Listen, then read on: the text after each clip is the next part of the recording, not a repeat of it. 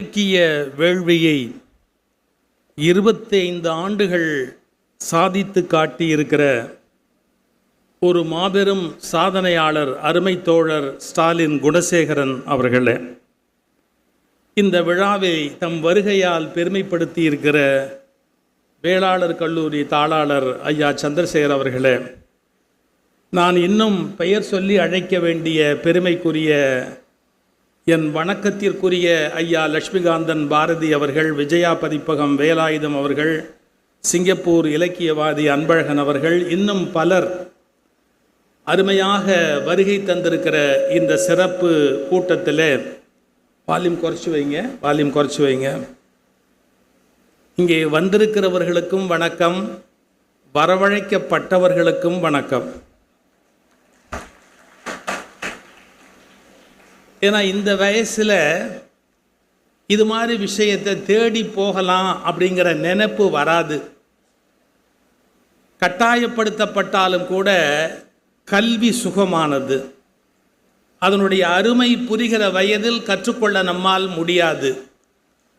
அதனால் இப்போது உங்களுக்கு திணிக்கப்பட்டாலும் நாளை இது உங்களுடைய பெரும் செல்வம் என்பது கண்டுபிடிக்கப்படும் என்கிற ஒரு கருத்தை முன்வைத்து இந்த சபையில் பேசுவதை நான் பெருமையாக கருதுகிறேன்.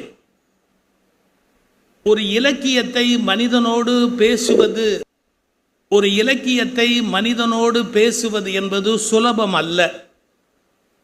மனிதர்களுக்கு உணவின் மீது இருக்கிற வேட்கை, உணர்ச்சிகளின் மீது இருக்கிற தாகம், காமம் போன்றவற்றில் இருக்கக்கூடிய ஈர்ப்பு, கருத்து, தவம் என்பதன் மேலெல்லாம் ஏற்படுவது சுலபம் அல்ல.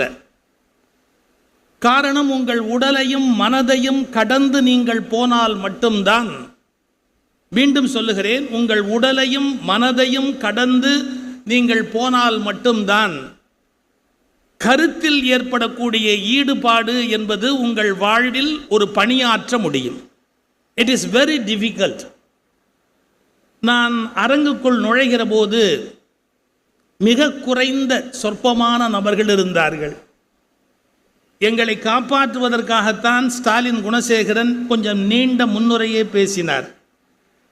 எங்களுக்கு மனம் வருந்திவிடக்கூடாதே என்ற வருத்தத்தால் எல்லோரும் வந்து நாற்காலி நிரம்பட்டுமே என்று அவர் கொஞ்சம் எடுத்துக்கொண்டு பேசினார். என்னோடு வந்த உதவியாளர் கொஞ்சம் வருத்தப்பட்டார். என்ன சார், ஹால் காலியா இருக்கே அப்படின்னார். நான் சொன்னேன், தமிழ்நாட்டில் பல பேர் மண்டையே காலியா இருக்குன்னு கவலைப்படாமல் இருக்கிற நாடப்பா. காலியான மண்டையோடு வெட்கமில்லாமல் சுற்றி கொண்டிருக்கிற பல மனிதர்கள் வாழுகிற நாட்டிலே நாற்காலிகள் காலியாக இருக்கிறது என்பதை பற்றி கவலைப்படாதே, நாம் வந்திருக்கிறவர்களுக்கு பேசுவோம் என்று நான் மகிழ்ச்சியோடு தான் இந்த அரங்கத்துக்குள் நுழைந்தேன். இது ஒரு மக்கள் சிந்தனை பேரவை. சிந்திப்பது உலகத்திலேயே கடினமான விஷயம். புழு பூச்சிகள் செய்கின்றனவா என்று தெரியாது இல்லை என்று விஞ்ஞானிகள் சொல்லுகிறார்கள். ஆனால் இன்னும் புழுக்கள் சொல்லவில்லை. அதனால் நாம் சில அபிப்பிராயங்களை வைத்திருக்கிறோம். இவை சிந்திப்பது இல்லை என்றெல்லாம் சில அபிப்பிராயங்களை வைத்திருக்கிறோம். ஆனால் உலகிலேயே கடினமான ஒரு காரியம் சிந்தித்தல். சமய நூல்களிலே எப்படி மனிதனுக்கு அறிவு உண்டாகிறது என்பதை பற்றி சொல்லுகிற போது 4 படிநிலைகளை சொல்லுகிறார்கள். கேட்டல், ஒன்றை காதினாலே கேட்பது, கேள்விதான் பழைய கல்வி முறை. படிப்பது என்பது பின்னால் வந்தது, எழுதி படிப்பது பின்னால் வந்தது. இந்த கேட்டல் என்பது முதல் நிலை படிப்பிலே. கேட்ட பிறகு சிந்தித்தல் என்று இரண்டாவதாக சொல்லுகிறார்கள். நாம் கேட்டோமே, இது சரியா சரியில்லையா, இது பொய்யா உண்மையா, உண்மையாக இருக்க முடியுமா முடியாதா, இப்படியெல்லாம் சிந்திப்பது என்பது இரண்டாவது நிலை. மூன்றாவது நிலைக்கு பெயர் தெளிதல் என்று வைத்தார்கள். கேட்டல், சிந்தித்தல், தெளிதல். ஒரு முடிவுக்கு வருது, ஆம் இதுதான் சரி என்று ஒரு தெளிவான முடிவுக்கு வருதல். அதன் பிறகு ஒரு வார்த்தை எழுதினார்கள் சமய உலகத்தில், நிஷ்டை கூடல். நீ எதை கேட்கிறாயோ அது குறித்து சிந்தித்து அது குறித்து ஒரு தெளிவான முடிவுக்கு வந்து அதை உன் வாழ்க்கையில் பின்பற்ற தொடங்குகிறாய் என்றால் கேட்டல், சிந்தித்தல், தெளிதல், நிட்டை கூடல் என்று வகுத்து வைத்தார்கள். இந்த 4 படிநிலைகளையும் நாம் கடந்து முடிக்கிற போதுதான் மிக உயர்ந்த ஒரு இடத்தை அல்லது மிகச் சரியான ஒரு இடத்தை, உயர்ந்த என்ற வார்த்தை கூட தவறாக இருக்கலாம், நாம் மிகச் சரியான ஒரு இடத்தை இந்த உலகத்தில் பெற முடியும். எனவே இந்த 4 படிநிலைகளில் முதல் நிலை கேட்டல்.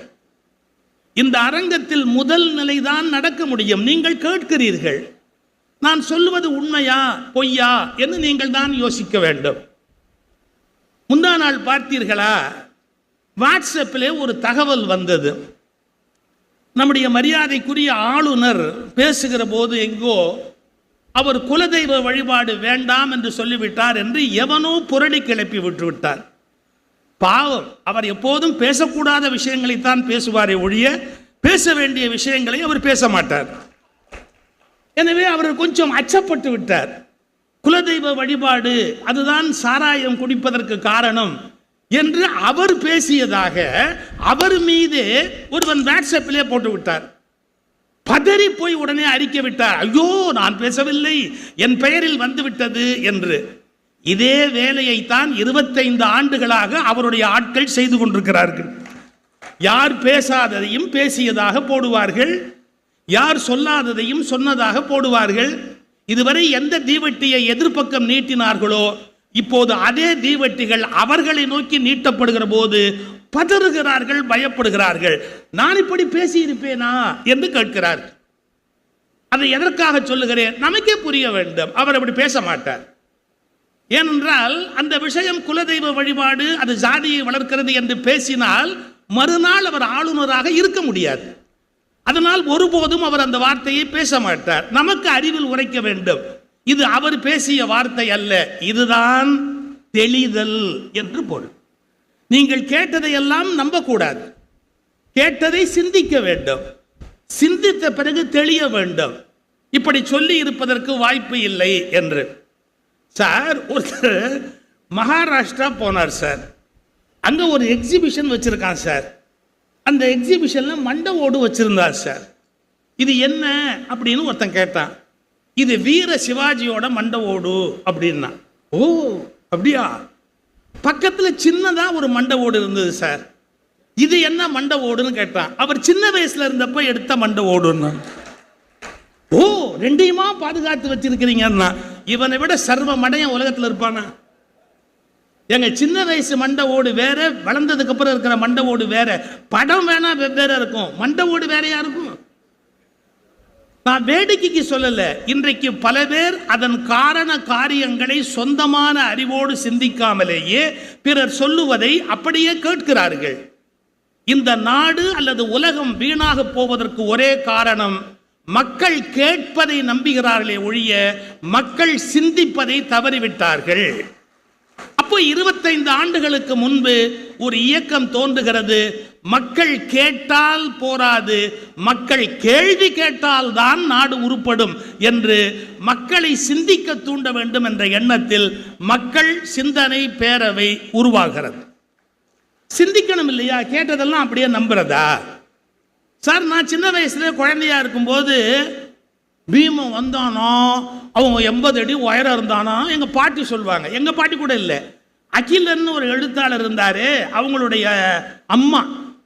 அப்போல்லாம் நட்பு உறவாக இருந்த காலம். எங்கள் அப்பாவும் அகிலனும் நண்பர்கள். வாரத்தில் ஒரு மாதத்தில் ஒரு வாரம் அவங்க வீட்டை போய் நாங்கள் தங்கி இருப்போம். அப்போ அகிலனுடைய அம்மா காதில் ஒரு கம்மல் போட்டிருப்பாங்க, அப்படியே ஆடும்.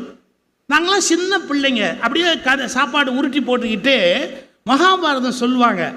அப்படியே வியப்பாக கேட்போம். ஆ, இப்படிலாம் நடக்குமா, இப்படிலாம் நடக்குமா அப்படி. தப்பு இல்லை, ஏன்னா அப்போ எனக்கு வயசு 6 7 நான் நம்பினேன். இப்போ எனக்கு எரும மாடு வயசாகுது. இப்பவும் 80 அடி ஒசரத்தில் பீமன் வந்தான்னா காதில் பூ வைக்காதடா டே, புரிஞ்சுக்கிற, அதெல்லாம் சான்ஸே கிடையாது, புழுகுறாண்டா அப்படிம்ப. இப்போ என்ன பெரிய பிரச்சனை தெரியுமா? மக்களில் பல பேருக்கு உடம்புக்கு வயதாகிறதே ஒழிய அறிவுக்கு வயது கூடாமலேயே போய்விடுகிறது. அதனால் அவர்கள் ஃப்ரீஸ் ஆகி விடுகிறார். என்ன வார்த்தை? ஃப்ரீஸ் ஆகி விடுகிறார். வளருவதே கிடையாது, அப்படியே ஃப்ரீஸ் ஆகிடுவாங்க. எதை நம்புகிறார்களோ அது உண்மையாக இருக்கக்கூடும் என்று நினைக்கிறார்கள். தாங்கள் என்ன நம்புகிறார்களோ அதை மற்றவரோடு அவர்கள் பகிர்ந்து கொள்ளுகிறார்கள். உண்மையான அறிவு என்பது நம்புவதில் இல்லை, புரிந்து கொள்வதிலும் நிராகரிப்பதிலும் ஏற்றுக்கொள்வதிலும் தான் உண்மையான அறிவு என்பது இருக்கிறது. நிராகரிக்க வேண்டியதை நிராகரிக்கவும் ஏற்றுக்கொள்ள வேண்டியதை ஏற்றுக்கொள்ளவும் நீங்கள் பழகினால் அதற்கு பெயர்தான் சிந்தித்தல் என்ற வார்த்தைக்கு அர்த்தமாகும். மக்கள் அப்படி சிந்திக்கிற போது என்ன வரும்? ஒரு சம்பவம், தங்கவேலு வளர்றாரு, புகழ்ச்சி அப்பதான் மேல வளர்றாரு. என்எஸ் கிருஷ்ணன் அப்போ டாப்பில் இருக்காரு. ஆனால் கிட்டத்தட்ட தங்கவேலு அந்த இடத்துக்கு வந்துட்டார், புகழுக்கு வந்துட்டார். அப்போ ஒருத்தர் போய் தங்கவேலு கிட்ட ஆட்டோகிராஃப் கேட்குறாரு, கையெழுத்து. அந்த ஆட்டோகிராஃப் வாங்கிட்டு என்எஸ் கிருஷ்ணா அடுத்த செட்டில் நடிக்கிறாரு அப்படின்ன உடனே அடுத்த செட்டுக்கு வந்து என்எஸ் கிருஷ்ணன் கிட்ட அந்த ஆட்டோகிராஃபை நீட்டுறாரு. என்எஸ் கிருஷ்ணன் உடனே கையெழுத்து போடல. இதுக்கு முன்னாடி யார் யாரெல்லாம் ஆட்டோகிராஃப் எழுதியிருக்காங்கன்னு இப்படி பார்க்குறாரு. தங்கவேலு எழுதியிருக்கிறார். என்ன எழுதியிருக்கிறாரு? சிரி சிரி சிந்திக்காமல் சிரி அப்படின்னு எழுதியிருக்கிறார். சிரி சிரி சிந்திக்காமல் சிரி அப்படின்னு. என்எஸ் கிருஷ்ணன் அந்த ஆட்டோகிராஃப் வாங்கின பையனை பார்த்து கேட்டார், தங்கவேலு எழுதுனானா? ஆமாம். எங்கே இருக்கான்? அந்த செட்டில் நடிச்சுக்கிட்டு இருக்கார். நான் கூப்பிட்டேன்னு அவனை கூட்டிகிட்டு வாங்க. அவர் போய் கூப்பிடுறாரு, என்எஸ்கே கூப்பிடுறாருன்னு. உடனே தங்கவேலு ஓடியாந்தாரு. என்ன கூப்பிட்டீங்களாமே? என்ன அறிவில் எழுதுனது? அப்போ நம்மளை கேட்குற எவனுமே சிந்திக்காமையே முட்டாளாக இருக்கணும்னு நினைக்கிறியா? சிரி சிரி சிந்திக்காதே சிரின்னு எழுதுறிய. மனுஷன் சிந்திச்சா தானே உருப்பிடுவான். சிரிக்கணும், அதுக்காக சிந்திக்காமே இருக்கணுமா? என்ன ஆட்டோகிராஃப் எழுதியிருக்கிற? திருத்தி எழுது அப்படின்னார். இன்னொருத்தருடைய ஆட்டோகிராஃபை திருத்தி எழுதுன்னு யாராவது சொல்லுவோமா? சொல்றாரு தங்கவேலுவை திருத்தி எழுதுன்னு. தங்கவேலு சொல்றாரு, அண்ணன் நான் என்ன எழுதணும் அப்படின்னு கேட்டார். சிரி சிரி சிந்தித்து கொண்டே சிரி அப்படின்னு எழுதுனார். நீ மகிழ்ச்சியா இருக்கணும், ஆனா சிந்திக்க தெரியணும். என்ன அர்த்தம் தெரியுங்களா? தமிழ்ல சிந்தனைங்கிற வார்த்தைக்கு ரெண்டு அர்த்தம் வரும். ஒன்று யோசித்தல்னு ஒரு அர்த்தம், இன்னொன்று கவலைப்படுதல்னு ஒரு அர்த்தம். எப்பவுமே மனவேதனையோடு கவலைப்படுறோம் பார்த்தீங்களா, அதுக்கு சிந்தனைன்னு பேரு. உங்களுக்கு ஆதாரம் வேணுமா? தமிழ்நாட்டு மக்கள் எதுக்கு ஆதாரம் கேட்டாங்க? எதுக்கு கேட்கறதுக்கு. இருந்தாலும் ஆதாரம் கேட்காமையே ஆதாரம் கொடுக்கறது தானே பேச்சாளனுடைய கடமை. நான் சொல்றேன், கம்பராமாயணத்தில் ஒரு இடம் வருது. ராமனை தேடிக்கொண்டு பரதன் போறான். அந்த பரதனை தொலைவிலேருந்து குகன் பார்க்கறான். உடனே சொல்றான், தாயூரை கொண்டு தாதை உதவிய தரணி தன்னை தீவினை என்ன நோக்கி சிந்தனை முகத்தில் தேக்கி. அம்மா சொல்ல கேட்டு அப்பா ராஜ்யத்தை கொடுத்தத தாய் உரை கொண்டு தாதை உதவிய தாரணி தன்னை தீவினை என்ன நீத்து, அது பாவம் அப்படின்னு விட்டுட்டு சிந்தனை முகத்தில் தேக்கி. அப்ப அந்த இடத்துல ஒரே உவேசா வைமுகோ என்ன எழுதுறாங்க? சிந்தனை என்பது கவலை என்று எழுதுகிறார். கவலைப்பட்டுக்கிட்டு நீ வந்திருக்கிற, ராமனிடத்தில் ஆட்சியை ஒப்படைக்கணும்னு வந்திருக்கிற. அப்ப தமிழ்ல என்ன அர்த்தம்? சிந்தனைன்னு வரும்போது ரெண்டு, யோசித்தல், ஆராய்தல், எது உண்மை என்று கண்டறிதல், இதை தாண்டி கவலையோடு இருத்தல், இது இன்னொரு பொருள். சிந்தனை சிந்தனை முகத்தில் தேக்கி. அதுதான் என்எஸ் கிருஷ்ணன் என்ன பண்றாரு? சிரி சிரி சிந்தித்து கொண்டே சிரி. ஆராய்ச்சி பண்ணு, கவலைப்படாத. ஆனா இப்ப நீங்க ஆராய்ச்சி பண்ணா ரொம்ப கவலை வரத்துக்கு வாய்ப்பு இருக்கு. இப்ப லேட்டஸ்டா தெரியுமா, 2034 பூமி அழிஞ்சுடுன்றான். யாரெல்லாம் சந்தோஷமா இருந்தீங்களோ அவங்களாம் இன்னையிலேருந்து வருத்தப்பட ஆரம்பிங்க. 2034 பூமி அழிஞ்சிடும் அப்படின்னா. இது மாதிரி 80 தடவை 100 தடவை சொல்லி இருக்கிறான். இது அழிய மாட்டேங்க. சில வீட்டில் சிலது போயிடும் போயிடும் போயிடும்பா, போகவே போவாது. அது மாதிரி இந்த பூமி அழிஞ்சிரும் அழிஞ்சிரும் அழிஞ்சிரும்ன்றான், அழிய மாட்டேங்குது. ஏன்டான்னு கேட்டால், ஒரு பெரிய கல் ஒன்று மேலேருந்து வருது. அந்த வர்ற கல் பூமியை தாக்குச்சுன்னு சொன்னால் அமெரிக்கா அப்புறம் கல்ஃப் கண்ட்ரிஸ் வரையில் இருக்கிற பகுதி அப்படியே வீணா போயிடும் அப்படின்னு அந்த புள்ளி விவரம் சொல்றான். மேலேந்து ஒரு விண்கல் வருது, அது 2034 லேண்ட் ஆகும், அது பூமியில வந்து படுற போது பூமி வீணாயிடும் அப்படின்னு ஒரு தேதி சொல்றான். இப்படி கவலையா இருக்கும்போது ஒரே ஒரு சயின்டிஸ்ட் சொல்றான், உனக்கு இருக்கா, அவன் வளர்றான், அவன் ஏன் அது வர வரைக்கும் நாங்கள் என்ன விரல் சுப்பிக்கிட்டு உட்காந்துருப்போமா? இங்க அது பூமியில வந்து டேங்னு படுற வரைக்கும் நாங்கள் என்ன வேடிக்கை பார்த்துக்கிட்டு தான் இருப்போம்? என்ன பண்ணுவீங்கன்னா, மேலேந்து அது வர்ற வேகத்துல ஒரு சுண்டு விரல் கூட வேணாம், லேசா ஒரு டச் பண்ணா அது திசை மாதிரி வேற எங்கேயாவது போயிடும், நாங்க பூமியிலேருந்து வேற ஒன்று அனுப்புவோம் ஏவுகலத்தை, அது வேற பக்கம் போயிடும்னா. இவன் 2 பேரும் புழுகிறானான்னு நமக்கு தெரியாது, ஆனா என்னமோ ஒரு உண்மையை கண்டுபிடிக்கிறான் பாருங்க. பூமியை நோக்கி ஒரு கல் வருது, அது வர்ற வேகத்தை கணக்கு பண்ணா 2034 பூமியில முட்டும் ஒரு சயின்டிஸ்ட். இல்ல அதை ஒரு தட்டி விட்டா, கேரம் போர்டு காயினை தட்டுற மாதிரி தட்டி விட்டா அது எங்கேயோ போயிடும், பூமிக்கு வரவே வராது அப்படிங்கிறா. அப்ப சிந்திக்க ஆரம்பிச்சாச்சுன்னு சொன்னா நீங்க சில உண்மைகளை சந்திக்க வேண்டியிருக்கும், அதனால கவலைப்பட வேண்டியிருக்கும், அதனால துக்கப்பட வேண்டியிருக்கும். ஆனாலும் சிந்திக்கிறவர்கள் மகிழ்ச்சியாக இருக்க வேண்டும் என்ற கருத்தை NS கிருஷ்ணன் சிரி சிரி சிந்தித்து கொண்டே சிரி அப்படிங்கிறார். இதான் சார் லைஃப். நிறைய நம்ம சிந்திக்கணும், ஆனால் எதையும் நம்மளால பெருசாக மாற்ற முடியும்னு சொல்ல முடியாது. நம்ம குழந்தைகளை கூட மாற்ற முடியாது, மனைவியை மாற்றவே முடியாது. மனைவியை மாற்றலாம், மனைவி குணத்தை மாற்ற முடியாது. I must be very clear in my words. அது கூட ஈஸி இல்லை, it is a very difficult job மாற்றுறதுங்கிறது. அப்படி அம்மா உங்களுக்கும் பொருந்தும், கணவனை வேணா மாற்றலாம், ஆனால் வரப்போகிற பையனும் அதே மாதிரி தான் இருப்பான், ஒன்றும் அவனை மாற்றவே முடியாது உலகத்தில். உண்மையை தெரிஞ்சுக்கணும். இதை எதுக்கு சொல்ல வரேன், நீங்க அவங்க இயல்பை மாற்ற முடியுமான்னு பார்த்தா இயல்பை ஒன்றும் மாற்ற முடியாது. ஒவ்வொரு உயிருக்கு ஒரு இயல்பு இருக்கு, அது அப்படியே இருக்கும்.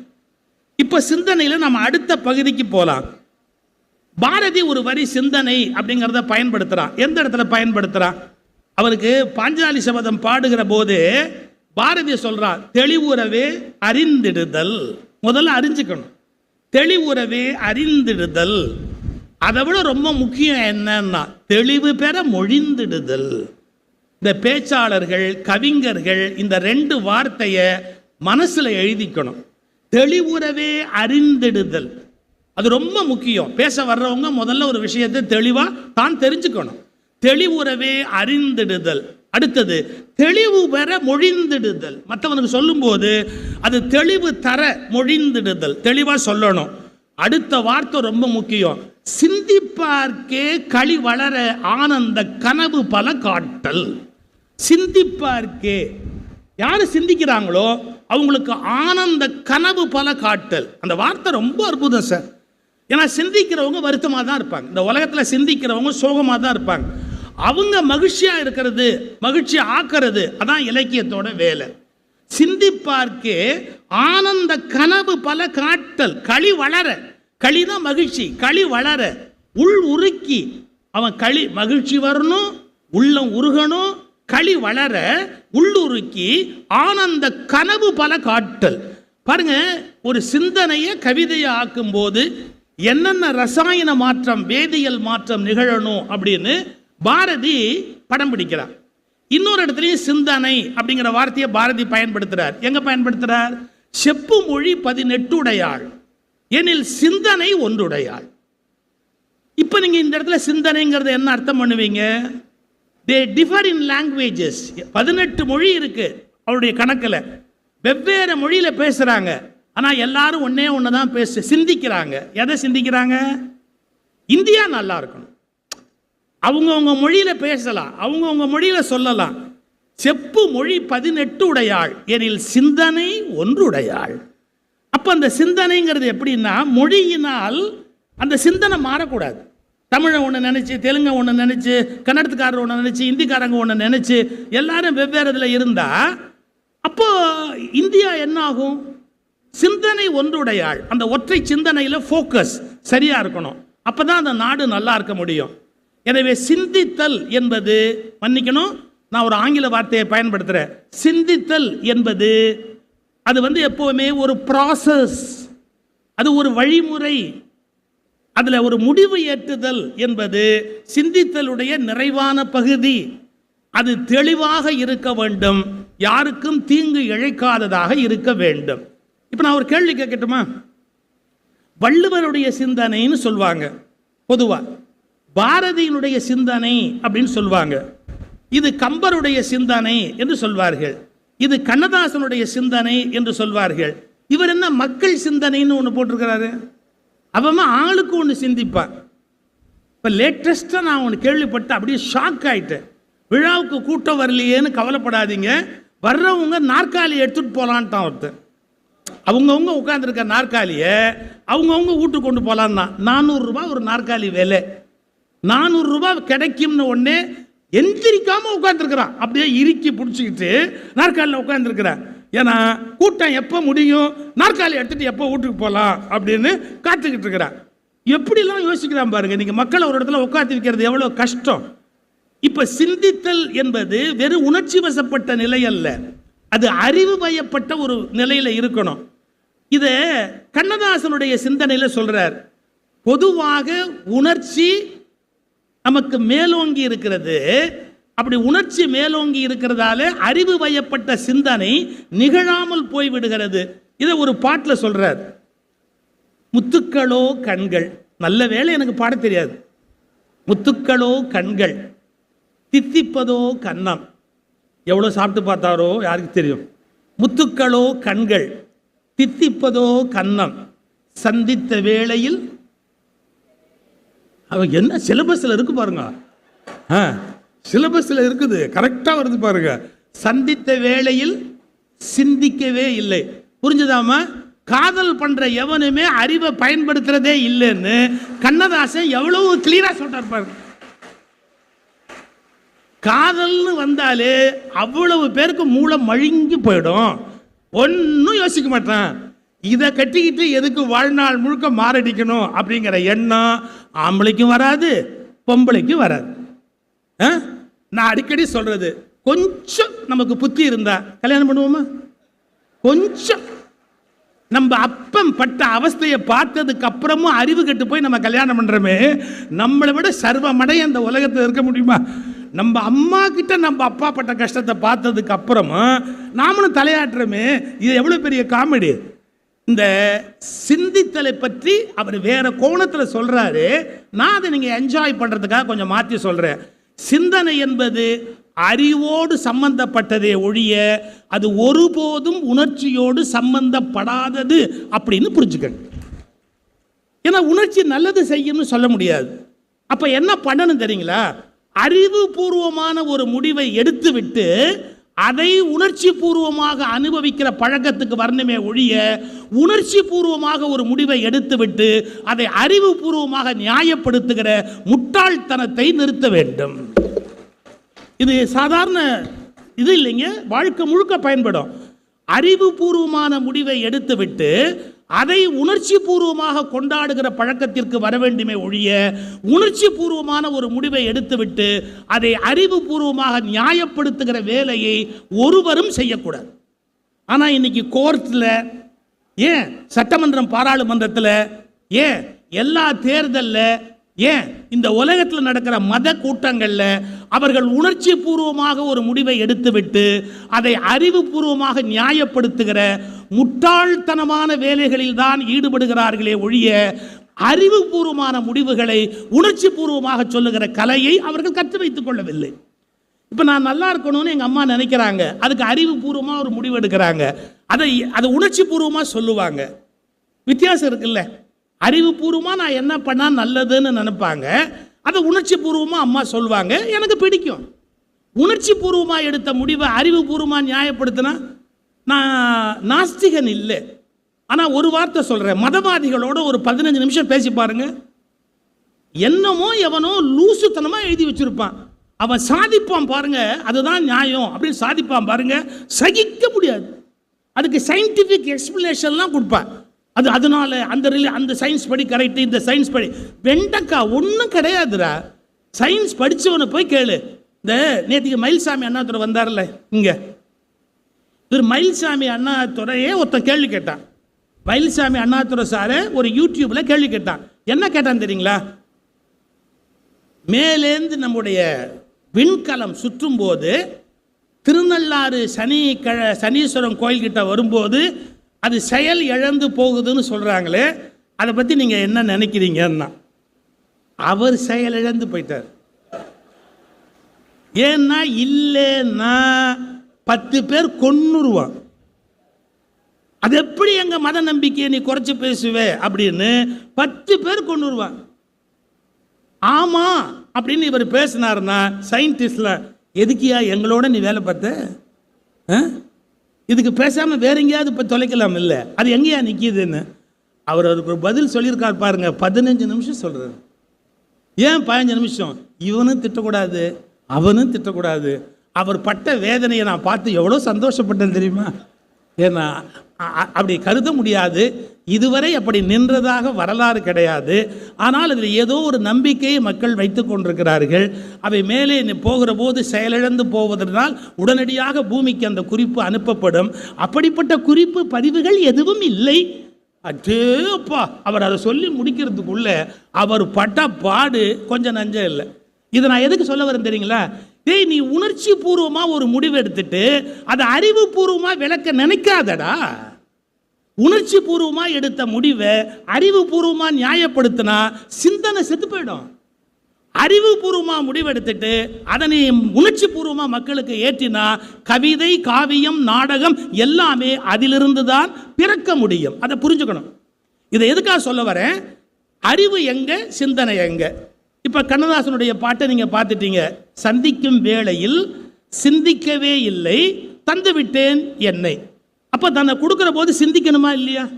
நீங்க எதை விலைக்கு விற்கிறதா இருந்தாலும் அது என்ன விலைக்கு போகும்னு விலையை சிந்திக்கணுமா இல்லையா? கொடுக்கலாமா கொடுக்கக்கூடாதான்னு யோசிக்கணுமா இல்லையா? சரி, காதல் போன்ற உணர்ச்சி வசப்படுகிற இடங்களிலே நாம் ஒரு முடிவுக்கு வரும்போது அவசரப்பட்டு முடிவுக்கு வரக்கூடாது. ஏன்னா சிந்தனை என்பது அறிவுபூர்வமான முடிவு.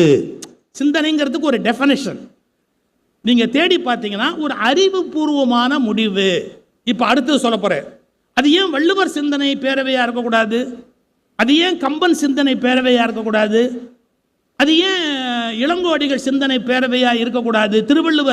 வள்ளுவர் சிந்தனை பேரவையா இருக்கக்கூடாது? தப்பு. வள்ளுவர் சிந்தனையாக இருக்கிற வரை அது வள்ளுவருக்கு சொந்தம். அது மக்கள் சிந்தனையாக மாறினால் மட்டும்தான் மக்கள் சமூகம் மேல வர முடியும். கொஞ்சம் யோசிச்சு பாருங்க. வள்ளுவர் பெரிய அறிவாளி, எனக்கு என்னடா லாபம்? வள்ளுவர் மிகப்பெரிய அறிஞர், எனக்கு என்ன பிரயோஜனம்? ஆனா வள்ளுவர் சொன்ன கருத்து எனக்கு வாழ்க்கையில பயன்படும்னு நான் நடைமுறைப்படுத்தினேன்னா என்னோட வாழ்க்கை நல்லா இருக்கும். இப்போ வள்ளுவர் என்ன தமிழக அரசினுடைய கலை பண்பாட்டுத்துறை விருது பெறத்துக்காக புஸ்தகம் எழுதினாரா? அவர் திருக்குறள் எழுதுறதுக்கு காரணம் எப்படியாவது இதை நாட்டுடைமையாக்கி ஒரு 10 லட்சம் ரூபா பணம் கொடுங்க அப்படின்னு முதலமைச்சர்கிட்ட மனு கொடுக்கணும்னு எழுதினாரா? ஒன்றும் கிடையாது. இது மக்கள் நடைமுறைக்கு போய் வள்ளுவன் சிந்தனை என்பது மக்கள் சிந்தனையாக மாறினால் மட்டுமே தமிழ் சமூகம் உருப்பட முடியும் என்று நினைத்து திருவள்ளுவர் வள்ளுவர் சிந்தனையை மக்கள் சிந்தனையாக வழங்குகிறார். இப்போ யோசிக்கணும். இந்த நாட்டில் கம்பன் சிந்தனை இருக்கு, கார்ல் மார்க்ஸ் சிந்தனை இருக்கு, காந்திய சிந்தனை இருக்கு, அந்தந்த மதத்தினுடைய சிந்தனை இருக்கு. ஆனால் மக்கள் சிந்தனையாக வருகிற போதுதான் அது நடைமுறைப்படுத்தப்படுகிறது என்பதை ஒரு முடிவுக்கு வரும். இப்போ இன்னும் கொஞ்சம் போவோம். சிந்தித்தல் என்ன ஆகுது? நமக்கு மனம் என்பது என்ன, சித்தம் என்பது என்ன அப்படிங்கிற புரிதல் ஏற்பட்டாதான் சிந்தனையை பற்றி ஒரு முடிவுக்கு வர முடியும்.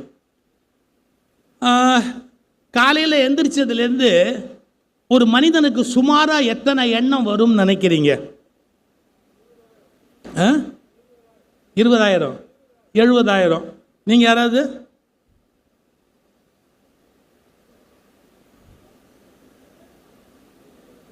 அவர் சொன்னது ஓரளவு கரெக்டு. அதாவது சைக்காட்ரிஸ்ட்லாம் ஆராய்ச்சி பண்ணி என்ன பண்ணியிருக்கான், நீங்கள் காலையில் தூக்கத்துலேருந்து எந்திரிச்சதுலேருந்து திரும்பி தூங்க போகிற வரையில் ஒரு 60,000லேருந்து 70,000 சிந்தனைகள் அவங்கவுங்க ரேஞ்சுக்கு வரும்.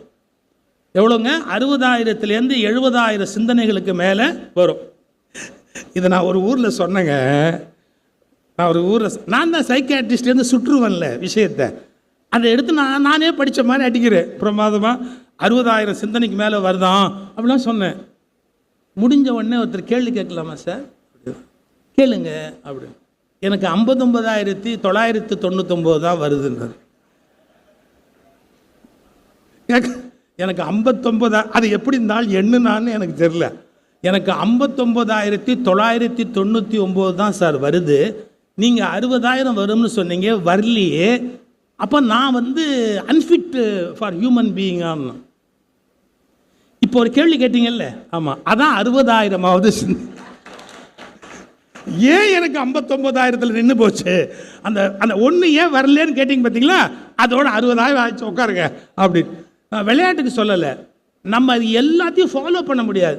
காலைல ஏஞ்சோன்னு சொல்லுவான், காப்பி குடிக்கலாமா, ஆக்ஸ்போர்ட் போகலாமா, அங்கே போய் சாப்பிடலாமா, அது வேணாம், இல்லை டீ குடிச்சா என்ன, ஐயோ பித்தம்னு அந்த டாக்டர் வேறு உயிர் எடுக்கிற. இந்த சிவராமன் சும்மா இருக்காரா? யூடியூப்பில் எதையாவது பேசி பேசி இந்த மனுஷன் என்ன பாடுபடுத்தி துவைக்கிற. ஐயோ அடுப்பில் பால் பொங்குது, பொண்டாட்டி இன்னும் எந்திரிக்கவே இல்லை, பாலை வச்சுட்டு பார்த்துக்கங்கன்னு சொல்லிட்டு போயிட்டா, நம்ம அதை கவனிக்கவே இல்லையே. ஓடி போய் பால் ஆஃப் பண்ணும்போது காலிங் பெல் ஒருத்தர் அடிப்பான். நாசமாக போகிறவன் இங்கே பால் ஆஃப் பண்ணும்போது வாசலில் காலிங் பெல் அடிக்கிறான். வெளியில் பார்த்தா கார்பரேஷன் வாட்டர் அப்படியே பிச்சுக்கிட்டு போயிட்டு இருக்கோம். எத்தனை தடவை சொன்னதுக்கு குழா போடணும்னு போடவே இல்லை. காலையிலேருந்து ஒரு சிந்தனை இன்னொன்று துரத்தி, ஒரு சிந்தனை இன்னொன்று துரத்தி, ஒரு சிந்தனை இன்னொரு சிந்தனையை துரத்தி. நல்ல கவனிங்க, அவை சிந்தனை அல்ல, எண்ணம்னு பேர். பலவீனமான சிந்தனைகளின் பெயர் எண்ணம். எண்ணம் பலப்பட்டு விட்டால் அதன் பெயர் சிந்தனை.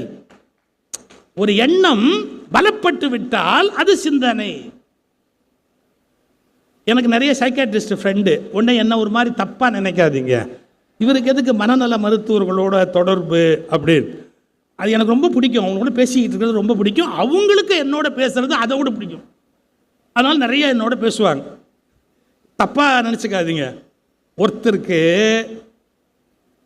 மைத்துனி மேலே காதல் வந்துருச்சு. இது ஒன்றும் புது விஷயம் இல்லைன்றீங்களோ? மைத்துனி மேலே விருப்பம் வந்துருச்சு. ஒய்ஃபு ஊருக்கு போயிருக்கா. எப்படி பாருங்க நிலைமை. ஒய்ஃபு ஊருக்கு போயிருக்கா. ஏன் தப்பு பண்ணா என்னன்னு தோணி போச்சு. ஆனால் பயம் வந்துருச்சு அவருக்கு. என்ன பயம் வந்துருச்சு? இது வெளியில் தெரிஞ்சிட்டா, அவங்க வீட்டுக்கு தெரிஞ்சிட்டா லேசா ஒரு பயம் வரும் இல்லை? நல்ல வேளை இன்னும் கடவுள் அந்த ஒரு குற்ற உணர்ச்சின்னு ஒன்று கொடுத்துருக்காங்க சார். அதனால தான் பல பேர் தப்பு பண்ணாமல் இருக்கிறானே ஒழிய, இந்த குற்ற உணர்ச்சிங்கிறது அப்படியே செத்து போயிட்டா என்ன வேணாலும் அயக்கத்தனம் பண்ணுவான். இந்த குற்ற உணர்ச்சி அவருக்கு லேசா என்னன்னா, அவ தப்பா நினச்சிட்டா. இவருக்கு டவுட்டு. இவர் என்ன பண்ணார்? என் ஃப்ரெண்டு சைக்காட்ரிஸ்ட்டு, அவர்கிட்ட இதுக்கு யோசனை கேட்குறாரு. இப்படி தோணுது, என்ன பண்ணுறதுன்னு தெரில, ஆனால் என்ன பண்ணலாம், இதுக்கு ஏதாவது நீங்கள் ஹெல்ப் பண்ணுங்க, உங்கள் ஃபீஸ் எவ்வளவுன்னார். அவர் சொன்னார் 25 லட்சம். ஏன்னா விஷயத்துக்கு தகுந்த மாதிரி தானே என் ஃபீஸ் போட முடியும், இது ஒரு 25 லட்சமாக வச்சுக்கலாமா அப்படின்னார். கொஞ்சம் பார்த்து ஏதாவது ஒரு 25,000 ரூபா வாங்கிக்கோங்க, ஒரு யோசனை சொல்லுங்க. அவர் சொன்னார், தாராளமாக ஓய் ஊருக்கு போயிருக்கா, யார் கேட்க போகிற, அவளுக்கு என்ன பிடிக்குமோ புடவை வாங்கி கொடு, என்ன பிடிக்குமோ சினிமா கூப்பிட்டு போ, என்ன பிடிக்குமோ ஹோட்டலில் போய் வாங்கிக்கோ, இதெல்லாம் சரிப்படுமா அப்படி. உடனே நீ எதுலையாவது சிக்கிட்டா என் நம்பர் வச்சுக்கோ, ஃபோன் பண்ண. எதில் சிக்குவான்? திடீர்னு போலீஸ் வந்துட்டான்னு வச்சுக்க. திடீர்னு போலீஸ் வந்துட்டான், வருவாங்களா? வீடு வீடாவா தேடி வருவாங்க? இல்லை. திடீர்னு உன் ஒய்ஃபே ஊர்லேருந்து வந்துட்டான்னு வச்சுக்கோ, சடனா. ஆமாம், அப்படி வந்துட்டானா நீ ஒன்றும் கவலைப்படாத, நான் சமாளிச்சுக்கிறேன், என் நம்பருக்கு ஃபோன் பண்ணு. கொஞ்ச நேரத்தில் என்னாச்சு தெரியுங்களா? 2 நாள் தள்ளி இவர் ஃபோன் பண்ணார். என்ன, ஏதோ ஒரு பிளேனில் இருந்தியே, என்ன ஆச்சுன்னார். விட்டுட்டு. ஏன்?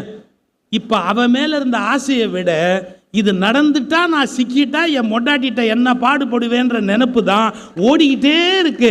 அதை நினைச்சா அது வந்துருது சார், பயம். விட்டுட்டேன் அப்படின்னார். புரிஞ்சு போச்சா உங்களுக்கு? நீங்கள் எந்த எண்ணத்தை பின்தொடருகிறீர்களோ அதுதான் உங்களை ஆட்டி படைக்கிறது. அவளை அடைய வேண்டும் என்ற எண்ணம் இருந்தவரை அது டாமினண்டா இருந்தது. அடைந்தால் நாம் சிக்கிக்கொண்டால் மானம் போய்விடும் என்ற எண்ணம் ஆழமாக வந்த பிறகு இந்த எண்ணம் பலவீனமாகிவிட்டது. எனவே எண்ணங்கள் பலமற்றவை. அதற்கு பலம் கொடுப்பதோ கொடுக்காமல் இருப்பதோ உங்கள் கையில் தான் இருக்கிறது என்ற தெளிவை ஒவ்வொருவரும் பெற வேண்டும். எண்ணங்கள் பலவீனமானவை, அது 100 கணக்காக வந்துட்டு ஓடிக்கிட்டே இருக்கும். நீ அதுக்கு உயிர் கொடுக்குறியா, உயிர் கொடுக்கலையா அப்படிங்கிறது தான் ரொம்ப முக்கியம். அப்படி உயிர் கொடுத்துட்டேன்னா அதுக்கு என்ன பேர் தெரியுமா? இதுவரை உயிரற்றதாக இருந்த எண்ணம் நீ உயிர் கொடுத்து விட்டால் அதற்கு பெயர் சிந்தனை. எப்ப எண்ணம் சிந்தனை ஆகுதுங்கிறத நீங்க தெரிஞ்சுக்கணும். அந்த எண்ணம் செயல்முறைக்கு வருது இல்ல, நடைமுறைக்கு வருது இல்ல, உங்களால முழுசா ஏற்றுக்கொள்ளப்பட்டது இல்ல, அந்த நிமிஷத்திலிருந்து அது எண்ணம் அல்ல, அது சிந்தனையாக மாறுகிறது. இதை சமய நூல்களில் வேறு மாதிரி லேசாக சொல்லி கொடுப்பாங்க. மனம் கெட்டிப்பட்டால் சித்தம் அப்படிம்பாங்க. எப்படி எப்படி? மனம் கெட்டிப்பட்டால் சித்தம். மனம் லூசிட் ஃபார்ம், இலக்கமாக இருக்கு மனசு, அது அப்படியே இறுகிச்சு அப்படின்னா தட் இஸ் கால்டு சித்தம். இதுக்கு மாணிக்க வாசகருடைய திருவாசகத்தில் ஒரு குறிப்பு இருக்கு. எப்படி தெரியுங்களா? எதில் பிழைத்துன்னு எழுதுறாரு. இவ்வளோ நான் கொஞ்சம் கொச்சையாக உங்களுக்கு உதாரணம் சொன்னேன். இதை லிட்ரேச்சராக மாணிக்க வாசகர் சொல்றார். கூர்த்த மங்கையர் கொங்கையில் பிழைத்தும்னு எழுதுவார்ல, இதெல்லாம் எண்ணம் ஓடுது. ஓடி கடைசியா என்ன முடிச்சார் தெரியுங்களா? தெய்வம் என்றதோர் சித்தம் உண்டாகி, தெய்வம் என்றதோர் சித்தம் உண்டாகி. நாம நத்திங், நம்ம ஒரு டோட்டல் பவரால் ரூல் பண்ணப்படுறோம். அதனால இந்த மாதிரி விஷயங்களை ஃபாலோ பண்ண வேண்டாம். எது இம்மோர்டாலிட்டி, எது நிலைத்ததோ அதை நோக்கி நம்ம போகலாம். அதுக்கு என்ன வார்த்தை போட்டாரு? தெய்வம் என்றதோர் எண்ணம் உண்டாகின்னு எழுதல, தெய்வம் என்பது மனதில் உண்டாகின்னு எழுதல, தெய்வம் என்பதோர் சித்தம் உண்டாகி. அப்ப சித்தம், சிந்தனை இதெல்லாம் வலுப்பட்ட எண்ணங்கள், வீரியமுடைய எண்ணங்கள், உயிருடைய எண்ணங்கள், இவைகள் சிந்தனை என்று அழைக்கப்படுகின்றன. வலுவற்ற உயிரற்ற வெறும் கருத்துக்கள் எண்ணங்கள் என்று அழைக்கப்படுகின்றன.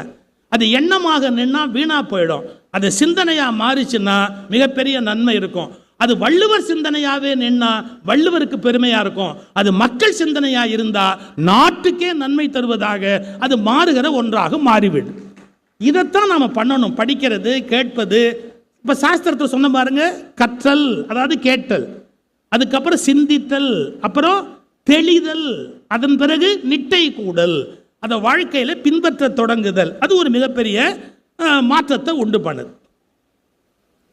இன்னும் ஒரு 2 நம்ம புரிந்து கொள்வதற்கான சில செய்திகளை சொல்லிட்டு நான் உரிய நேரத்தில் அடுத்த நிகழ்ச்சிக்கு ஒப்படைப்பேன். இன்னொன்று இப்படி வச்சுக்குவோமா? சிந்தனைங்கிறதுக்கு ஒரு டெஃபனேஷன் அப்படின்னா, சீர்தூக்கி பார்த்து உறுதிப்படுத்தப்பட்ட எண்ணம். ஒரு டெஃபனேஷன் போடணும் இல்லை, வரையறை. சீர்தூக்கி பார்த்து உறுதிப்படுத்தப்பட்ட ஒரு எண்ணத்தை சிந்தனை என்று நாம் அழைக்கலாம். சீர்தூக்கி பார்த்து உறுதிப்படுத்தப்பட்ட ஒரு எண்ணத்தை சிந்தனை என்று அழைக்கலாம். ஒரு சாதாரண பாட்டு, சிந்தனை செய் மனமே. டிஎம்எஸ் குரல்ல கேட்டிருப்போம், சிந்தனை செய் மனமே. அது சிவகாமி மகனை சண்முகனை சிந்தனை செய் மனமே. அதாவது எல்லாம் போய் அதையே இறுக்கி பிடிச்சிக்கோ அப்படிங்கிற கருத்தில் வந்தது. அப்போ நான் சொல்ற டெஃபனிஷன் பொருந்துதா பாருங்க. சீர்தூக்கி உறுதி செய்யப்பட்ட எண்ணத்தை சிந்தனை என்று அழைக்கலாம். இந்த சிந்தனை மனிதனுடைய வாழ்வை மடைமாற்றக்கூடிய வலிமையுடையது. அதுக்கு முன்னாடி எப்படி வேணாலும் இருக்கலாம், அப்புறமா அது பெரிய மாற்றத்தை ஏற்படுத்தும். இப்போ வலிமையற்ற அர்த்தமற்ற சிந்தனைகள் ஏற்படுதா இல்லையா? ஏற்படுது. ஒரு மகாராஜா வேட்டைக்கு போனாராம். ஒரு மகாராஜா வேட்டைக்கு போனார். அப்பெல்லாம் அரசியல்வாதிகள் வேட்டைனா காட்டில் தான் போய் நடத்துவாங்க. காட்டில் வேட்டையாட போனார். வேட்டை ஆடும்போது அங்கேயே ராத்திரி தங்கிட்டார். அவர் கூட ஒரு மந்திரியை கூட்டிகிட்டு போனார். நல்ல உயர்ந்த ஜாதி குதிரை வச்சிருக்கிறார் அவர். அந்த ஜாதி குதிரை என்ன இருந்தாலும் சமயத்தில் அவுத்துட்டு ஓடி போடும். அது அவ்வளோ முரட்டு குதிரை. அதை ஒரு மரத்தில் கட்டிட்டு, மகாராஜா இல்லையா, மந்திரியை பார்த்து சொன்னார், எனக்கு தூக்கம் வருது, நான் தூங்க போகிறேன், நீ தூங்காத, குதிரையை பார்த்துக்கோ, புரியுதா அப்படின்னார். சரி, வேறு தூங்கி தொலைச்சிடாத, எதையாவது யோசிச்சுக்கிட்டே இரு, அப்போ தான் உனக்கு அந்த தூக்கம் வராமல் இருக்கும், புரியுதா? தூங்காத, சிந்திச்சுக்கிட்டே இரு. எப்படி? சிந்திச்சுக்கிட்டே இரு அப்படின்னார். திடீர்னு ஒரு 12:30 மணிக்கு மகாராஜா முழிச்சு இப்படி பார்த்தாரு. இப்படி யோசிச்சுக்கிட்டே இருந்தார் மந்திரி. என்ன யோசிக்கிற அப்படின்னார். இந்த கடல் எல்லாம் உப்பாக இருக்குது இல்லை? ஆமாம். அது யாராவது உப்பு கொண்டாந்து போட்டாங்களா, இல்லை அதுலேயே அந்த உப்பு இயல்பாக இருக்கா, அந்த உப்பு அதுலேருந்து எடுக்க முடியுமா முடியாதா அப்படின்னு நான் சிந்திக்கிறேனார். குட், விடிகிற வரைக்கும் இதை யோசி, ஏன்னா முடிவே வராது விடிகிற வரைக்கும். இன்னும் ஒரு 2 மணி நேரம் கழித்து மறுபடியும் டப்பக்கில் கண்ணை திறந்தார். என்ன யோசிக்கிற இப்போ அப்படின்னார். இல்லைங்கோ, கடலை பற்றி யோசிச்சுக்கிட்டே இருந்தபோது நிமிர்ந்து பார்த்தேன், வானத்தில் நட்சத்திரம் இருந்தது. இந்த நட்சத்திரம் எல்லாம் பகலில் எங்கே இருக்கும்? ராத்திரி மட்டும் யார் கொண்டாந்து இங்கே போடுறா? பகல்லெல்லாம் இந்த நட்சத்திரம் எங்கே இருக்கும்னு நான் யோசிச்சேங்க. என்ன விடாத, கண்டினியூஸாக திங்க் பண்ணிக்கிட்டே இரு, உனக்கு தூக்கம் வராது அப்படின்னு. ஒரு 4-4:30 மணிக்கு மகாராஜா மறுபடியும் முழிச்சிட்டு பார்த்தா குதிரையை காணும். மந்திரியை கேட்டார், இப்போ என்ன யோசிக்கிறேன்னார். அது தானா அவுத்துக்கிட்டு போச்சா இல்லை யாராவது அதை ஓட்டிக்கிட்டு போயிட்டானா அப்படின்னு நான் இப்போ சிந்திக்கிறேன் அப்படின்னா. இவன் சிந்திச்சாதான் என்ன, சிந்திக்காட்டி தான் என்ன? இந்த வாழ்க்கையில் பல பேர் சிந்திப்பதாக ஒரு பாவலா பண்ணுறாங்க. இந்த வார்த்தையை கவனிங்க, சிந்திக்கிறதா ஒரு பாவலா பண்ணுறாங்க. என்ன கேட்டால், சிந்திக்காத மனிதர்களை விட சிந்திப்பது போல் பாவலா செய்கிறவர்கள் மிகப்பெரிய அயோக்கியர்கள் என்பதை நாம் குறித்து வைத்துக் கொள்ள வேண்டும். ஏன்னா அவங்க சிந்திக்கிறதே கிடையாது. ஆனால் ஆழமாக சிந்திச்ச மாதிரி மக்களை ஏமாத்துவாங்க பாருங்க. அவர்கள் மன்னிக்கவே முடியாதவர்கள், பெரும் தவறுகளை மக்கள் சமூகத்துக்கு அவர்கள் இழைக்கிறவர்கள். அது இன்னும் கொஞ்சம் மேலே போய் நம்ம யோசிக்கணும். இப்போ நான் இன்னும் சீரியஸான இஷ்யூக்கே வரேன். ஏன் சார், ஒரு நல்ல முறையில் சிந்தனை பண்ணுனா கருத்து ஒன்றா தானே முடியணும். உலகத்தில் சிந்தனை பண்ணால் நீங்கள் தான் சொல்கிறீங்களே, சீர்தூக்கி ஆராய்ந்து கெட்டிப்பட்ட எண்ணம் சிந்தனையாகிறது அப்படின்னா கொஞ்சம் யோசிச்சு பாருங்க. அப்போ எல்லாரும் ஒரே மாதிரியான முடிவுக்கு தானே வரணும்? வரமாட்டாங்க. ஒருத்தருடைய முடிவு வேறையா இருக்கும், ஒருத்தருடைய முடிவு வேறையா இருக்கும். இது எதனால நம்ம யோசிச்சோமா? இங்கே தான் மனுஷனுக்குள்ள சண்டை வருது. அவன் என்ன சொல்கிறான், நான் சிந்திச்சு இந்த முடிவு சொல்கிறேன், நீ வளர்ற அப்படின்பா. அவன் சொல்வான், நான் தான் சிந்திச்சு இந்த முடிவுக்கு வந்தேன், நீ வளர்ற அப்படிங்கிறான். இந்த சிந்தனையாளர்களுக்கே ஒரு அகங்காரம் உண்டு, நான் பண்ணுறது தான் கரெக்டுன்னு. ஆனால் உண்மையான சிந்தனையாளனுக்கு அது இருக்காது. 2 காரணம். நான் சொல்லுவது எப்படி சரியாக இருக்க வாய்ப்பு உண்டோ அப்படியே அது தவறாக இருக்கவும் வாய்ப்பு உண்டு. அடுத்த வார்த்தை, அவன் சொல்லுவது தவறு போல் எனக்கு தோன்றினாலும் ஒருவேளை அது சரியாக இருக்கவும் வாய்ப்பு உண்டு. இந்த கிளாரிட்டி எத்தனை பேருக்கு வரும்? நான் இப்போ சொல்கிறதாலேயே அது கரெக்டாக இருக்குன்னு ஒன்றும் அவசியம் இல்லை. இப்போ எனக்கு அது கரெக்டாக தெரியுது, என்னுடைய எக்ஸ்பீரியன்ஸ் அப்படி கொண்டு வருது என்ன. ஆனால் அது மாறுவதற்கு வாய்ப்பு உண்டு. கண்டிப்பாக அவனுக்கு ஏதோ ஒரு காரணத்தினால அந்த முடிவுக்கு அவன் வர்றான். அவன் சொல்கிறதுலையும் ஏதாவது ஒரு நியாயம் இருக்கிறதுக்கு வாய்ப்பு உண்டு. நீங்கள் அதை ஏற்றுக்கணுங்கிறதுக்காக இல்லை, இதை எப்படி நாம் விளங்கிக்கலாங்கிறதுக்காக ஒரே ஒரு உதாரணம் சொல்கிறேன். ஏன் சார், சட்ட புஸ்தகத்தில் இருக்கிறது தான் கோர்ட்டில் ஆராயப்பட்டு தீர்ப்பு வருதுன்னா, ஒரு கோர்ட்டில் வர தீர்ப்புக்கு மாறா இன்னொரு கோர்ட்டில் தீர்ப்பு எப்படி சார் வர முடியும்? இது யாராவது யோசிச்சோமா? இவரும் BABL தான், இவருக்கு மேலே உட்கார்ந்துருக்கிறவரும் BABL தான். இதை விட ஆச்சரியம் சொல்லட்டுமா, இவருக்கு மேலைக்கு மேலைக்கு மேலைக்கு மேலே உட்கார்ந்துருக்காரு பாருங்க, அவரும் BABL தான். ஒரே ஒரு வித்தியாசம் இருக்கலாம், இவர் ஃபர்ஸ்ட் அட்டெம்ப்ட்ல பாஸ் பண்ணியிருக்கலாம், அவர் தேர்ட் அட்டெம்ப்ட்ல கூட பாஸ் பண்ணியிருக்கலாம். எனக்கு தெரிஞ்சு சுப்ரீம் கோர்ட்டில் என் கிளாஸ்மேட்ஸு ஜட்ஜாக இருந்திருக்காங்க. சுப்ரீம் கோர்ட்டில் எனக்கு தெரிஞ்சு என் கிளாஸ்மேட்ஸு ஜட்ஜாக இருந்திருக்காங்க. மெட்ராஸ் ஹைகோர்ட்டில் மட்டும் என் கிளாஸ்மேட்ஸு 6 பேர் ஜட்ஜாக இருந்திருக்கிறாங்க. Second attempt third attempt pass பண்ணவெல்லாம் எனக்கு தெரியும்.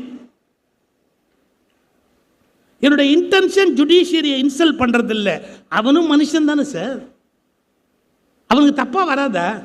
நான் உங்களுக்கு ஒரு இன்சிடென்ட் சொல்லட்டுமா? சுப்ரீம் கோர்ட் ஜட்ஜாக இருந்தார் ஜஸ்டிஸ் மோகன். ஜஸ்டிஸ் மோகன் உடுமலைப்பேட்டைக்கு வராரு. எதுக்கு வந்தார் தெரியுங்களா? உடுமலைப்பேட்டையில் அவர் கார்பரேஷன் பள்ளிக்கூடத்தில் படித்தவர்.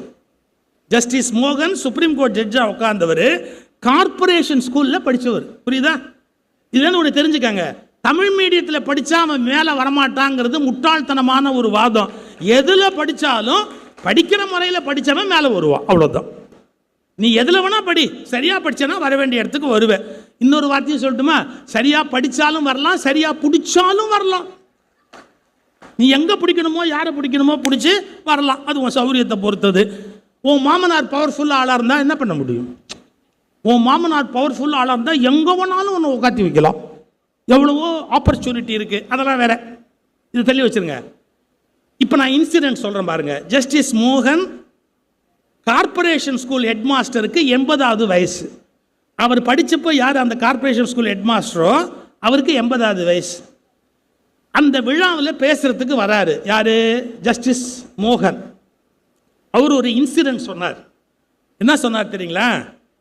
மெட்ராஸ் ஹைகோர்ட்டில் மோகன் இன்னொரு ஜட்ஜு 2 பேர் பெஞ்சு 2 பேரும் உட்காந்துருக்காங்க. ஒரு கேஸ் ஹிந்து லாவில் ஒரு கேஸ் வருது. அந்த ஹிந்து லா கேஸில் ஒரு ஐயங்கார் நெத்தியில் நல்ல ஒரு திருமண் போட்டு டர்பன் வச்சுக்கிட்டு அவர் எங்கள் லா காலேஜில் பார்ட் டைம் லெக்சர் கிளாஸ் எடுப்பார். அவர் ஒரு அப்படி நாமம் போட்டு டர்பன் வச்சுக்கிட்டு ஹிந்து லாவில் ஒரு கேஸ் நடத்துகிறார்.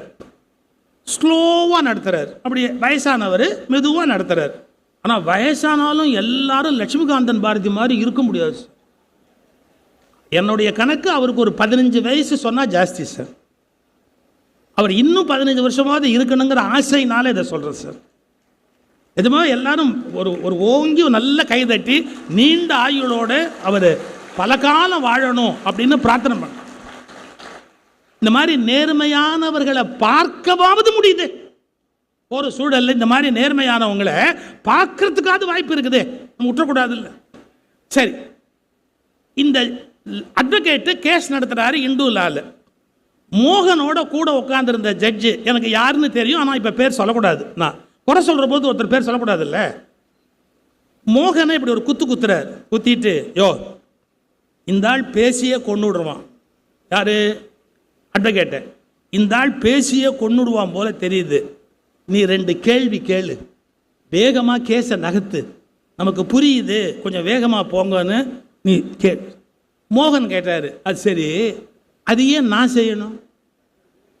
நீயே செய்ய வேண்டியது தானே, நீ கேள.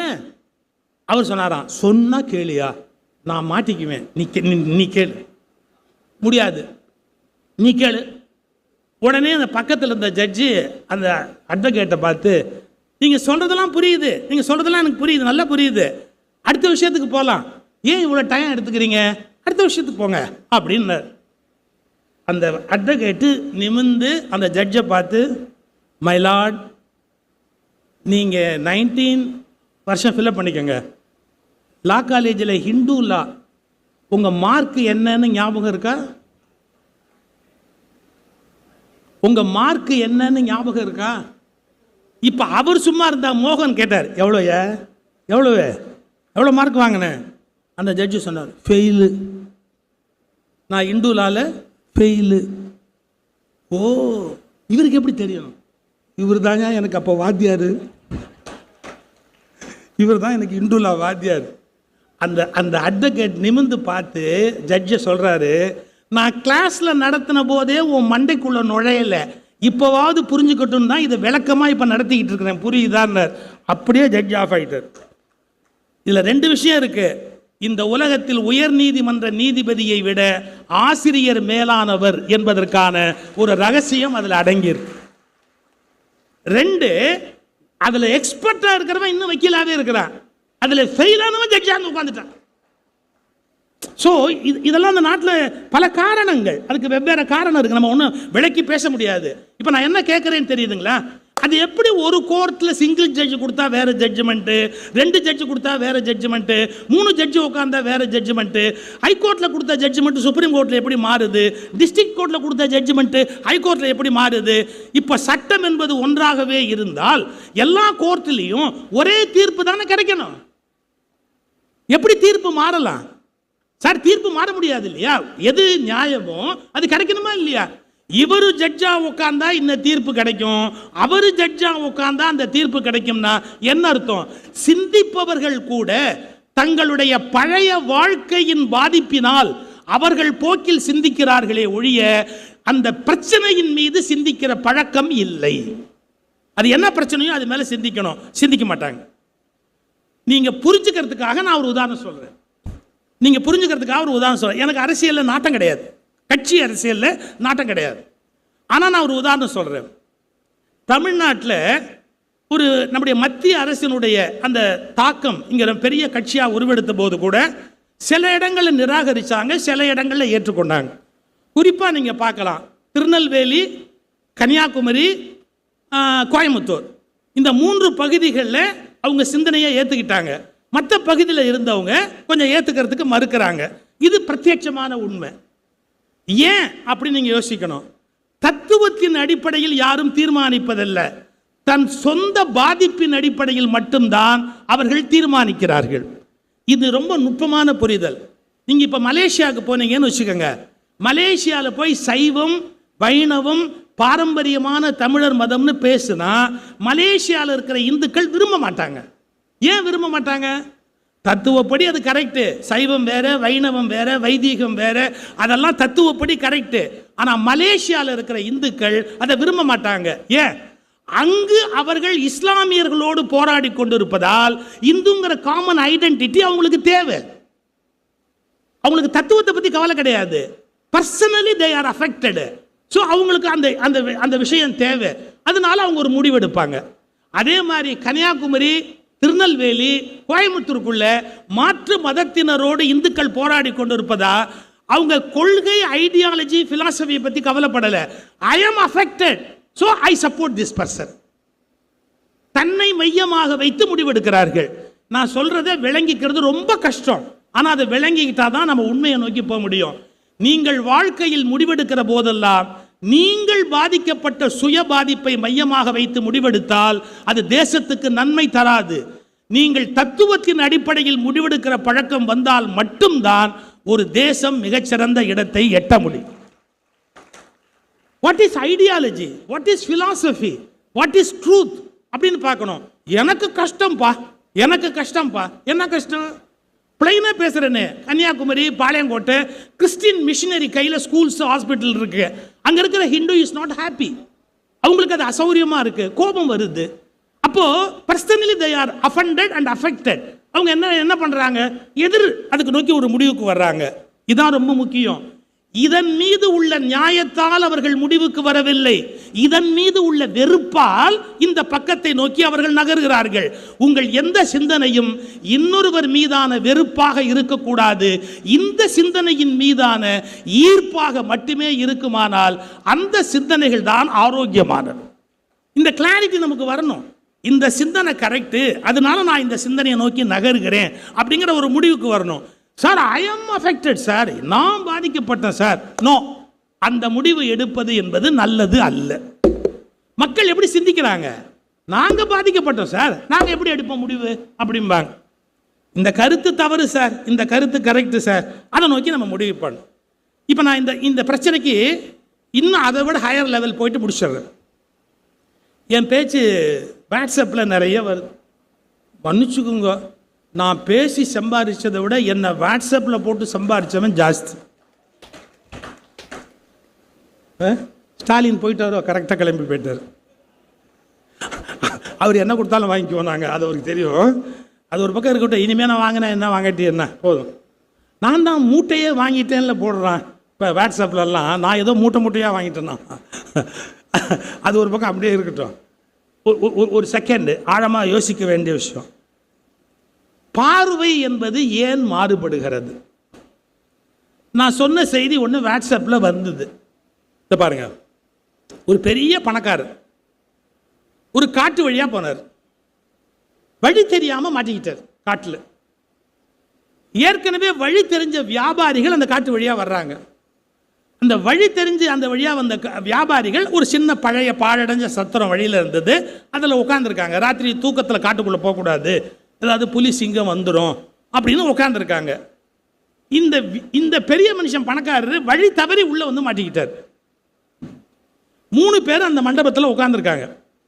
உட்கார்ந்துருக்கிற போது பசி வருமா வராது? எங்கே இருந்தாலும் பசி வரத்தானே செய்யும். பசி.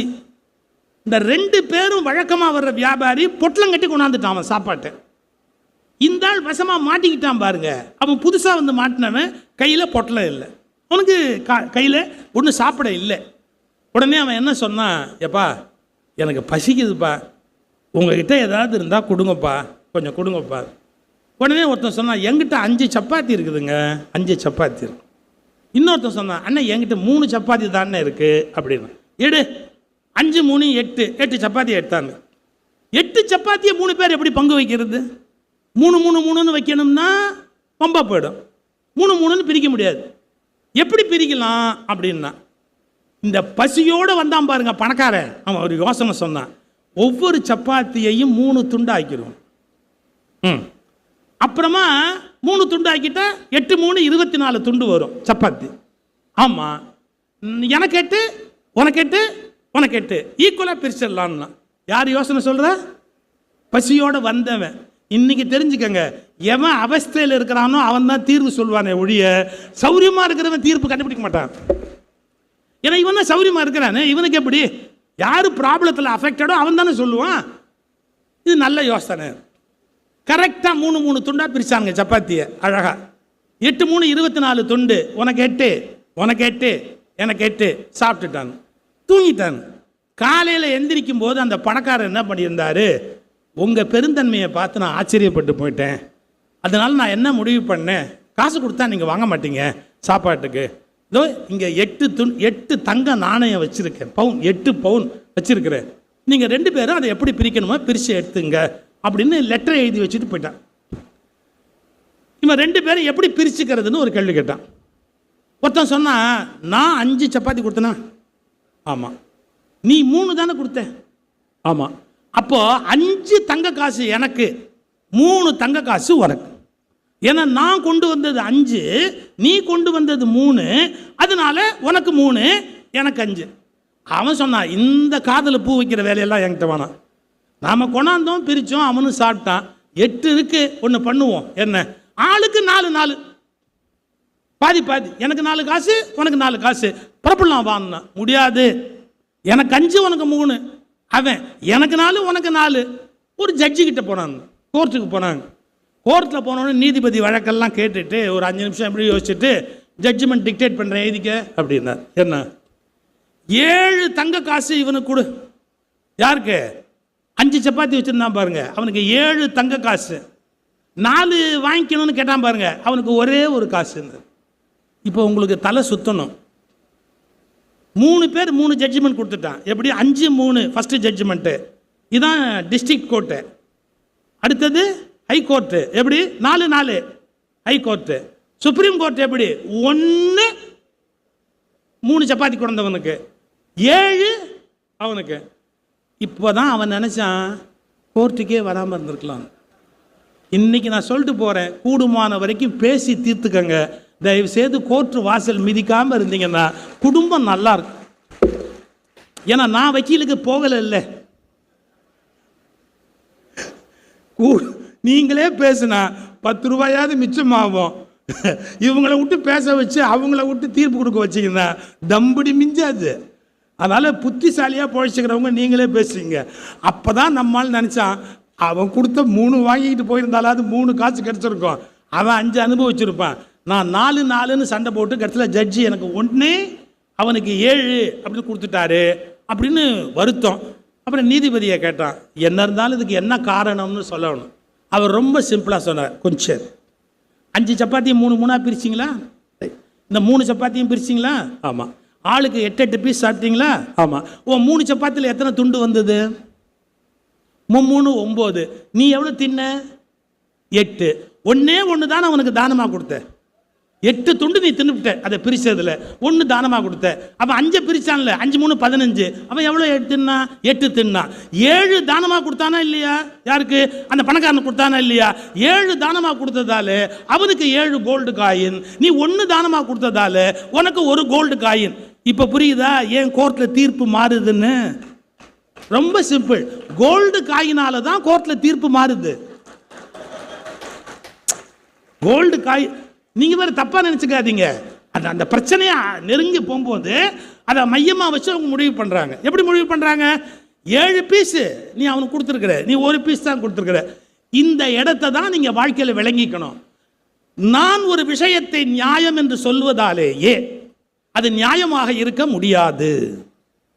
இன்னொருவர் தரப்பிலும் நியாயம் இருப்பதற்கான வாய்ப்பு இருக்கிறது. இதற்கு 2 காரணம். நியாயத்தை பற்றிய அவரது அபிப்பிராயம் வேறாகவும், நியாயத்தை பற்றிய என்னுடைய அபிப்பிராயமும் வேறாகவும் இருக்க வாய்ப்பு இருக்கிறது. இவ்வளவு தூரத்துக்கு ஆழமாக யாராவது நம்ம சிந்திக்கிறோமா? அது என்னமோ தெரியல, எனக்கு அநியாயம் நடக்குது, எனக்கு அக்கிரமம் நடக்குது, அப்படியே நம்ம பேசி பழக்கப்பட்டுட்டோம். இல்லை, ஒரு தெளிவாக யோசிச்சா அதுக்கு ஒரு காரணம் இருக்கு. நான் சில விஷயத்தை இப்போ ஓப்பனாக பேசுகிறத பற்றி கவலைப்படல. இப்போ அதிகமாக வந்து இந்த யூடியூப்பில் வாட்ஸ்அப்பில் ரொம்ப அவமானப்படுத்துகிற ஆள் யாருன்னு பார்த்தீங்கன்னா, நான் ஒன்று, நம்ம தமிழறிவி மணியன் ஒன்று.